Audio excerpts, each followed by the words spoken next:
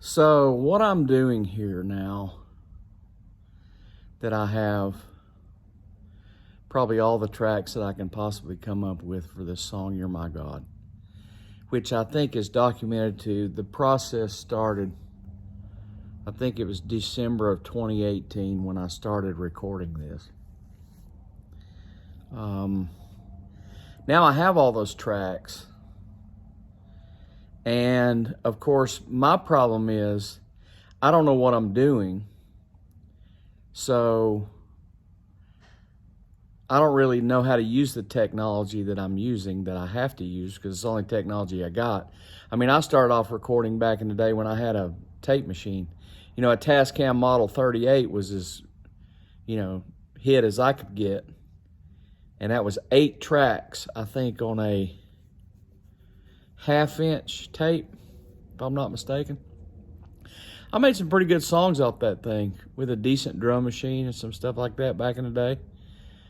But, that was so cumbersome and so aggravating and ridiculous. And now you got these technology programs and all this stuff that is just really makes it so great.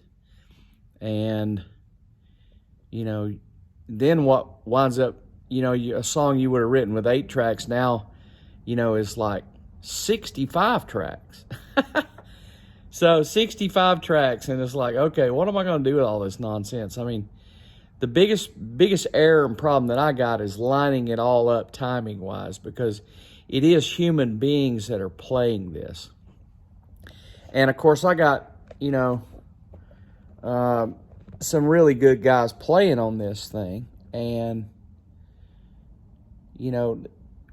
what's amazing to me, this is really amazing to me, and this is probably not known by very many people on the planet of Earth, but there's a kid that I met that plays guitar named Chris Young.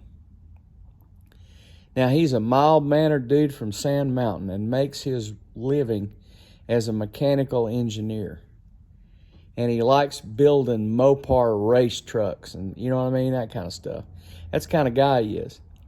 But it's very unusual, the amount of rhythm, and I'm talking about accurate rhythm, that this guy's got internally. I mean, it really is stunning and shocking to me.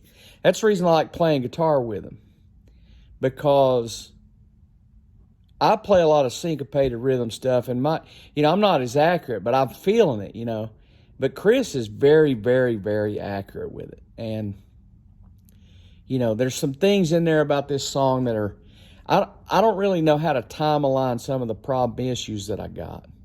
And I may not be able to do it. And I was talking to my son today about it, and I'm like, okay, if I can't fix this part of this song, then what I'm going to do is hit the mute button. And it's just not going to be in the song. So anyway, bottom line is, I am now going through here. I've had probably 6 different sessions of Logic where I have built this song, and every time I have migrated to a new version of it, so that I can streamline and tighten and get it to the point to where it's easier to manage towards the end game. And I don't know that I can pull this off or not, but I am putting together a December 21 archive, and here it is, New Year's Day. And that December 21 archive is going to be the bones of the track. And if I can get all the bones of the track in the right position, then I'm going to go through and try to figure out how to mix this stupid thing, because, it's like I can't find nobody to do it. And I don't even know how to do it. It makes me mad, but it's like, okay, I'll figure it out. So anyway, this is the process of it all.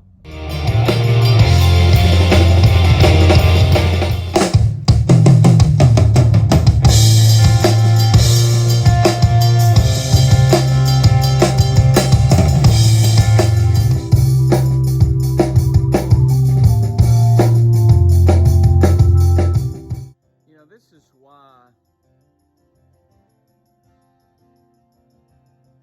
an acoustic version, and a remix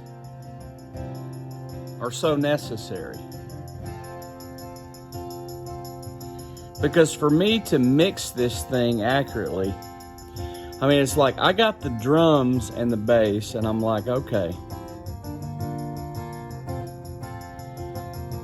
those two instruments have to dominate. And then the other stuff fits in there.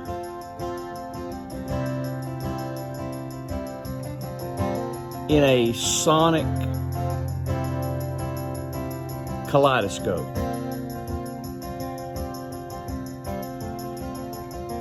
And this is so difficult to do. I hate to tell you people, I ain't this organized to be able to do this, you know?